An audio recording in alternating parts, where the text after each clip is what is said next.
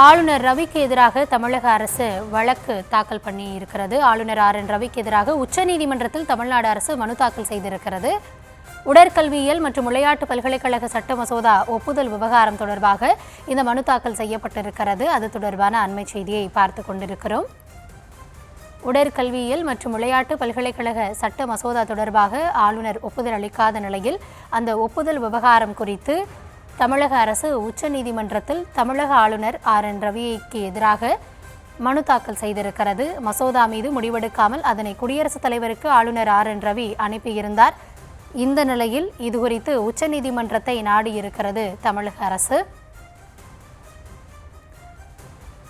ஏற்கனவே தமிழக அரசு அனுப்பக்கூடிய மாநில அரசுகள் அனுப்பக்கூடிய மசோதாக்களுக்கு ஆளுநர் எவ்வளவு காலத்தில் முடிவெடுக்கலாம் என்பது தொடர்பாக உச்சநீதிமன்றம் பல்வேறு நிலைகளில் கருத்துக்களை தெரிவித்திருந்த நிலையில் தற்பொழுது தமிழக அரசு தரப்பில் ஆளுநருக்கு எதிராக ஒரு மனு தாக்கல் செய்யப்பட்டிருக்கிறது. கூடுதல் விவரங்களோடு எம்முடைய செய்தியாளர் மதியழகன் இணைந்திருக்கிறார். இந்த வழக்கு தொடர்பாக என்ன மனு தாக்கல் செய்யப்பட்டிருக்கிறது தமிழக அரசு தரப்பிலிருந்து முழுமையான விவரங்களை வழங்கலாம். தமிழ்நாடு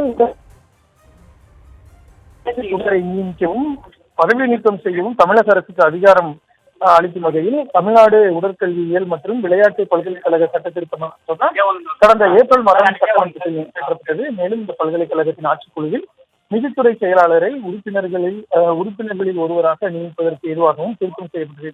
இந்த சட்ட திருத்த மசோதா ஒப்புதலுக்காக தமிழ்நாடு ஆளுநருக்கு அனுப்பி வைக்கப்பட்டிருந்த நிலையில் அந்த மசோதாவின் மீது இதுவரை முடிவெடுப்பதற்காக அதனை ஆளுநர் குடியரசுத் தலைவருக்கு அனுப்பி வைத்திருந்தார். ஆளுநர் எதிராக தமிழ்நாடு அரசு சார்பில் உச்சநீதிமன்றத்தில் மனுவாக தாக்கல் செய்யப்பட்டிருக்கிறது. அதில் ஆளுநர் இந்த நடவடிக்கையை தன்னிச்சையானது என அறிவிக்க வேண்டும் எனவும், அதே வேளையில் தமிழ்நாடு சட்டமன்றத்தில் இயற்றி அனுப்பி வைக்கும் மசோதாக்களை தமிழ்நாடு ஆளுநர் கையாளும் விதம் அரசியல் சார்ந்த எதிரானதாக உள்ளது என்றும் மனுவில் தமிழ்நாடு அரசு குற்றம் சாட்டியிருக்கிறது. மனு விரைவில் விசாரணைக்கு வர இருக்கிறது.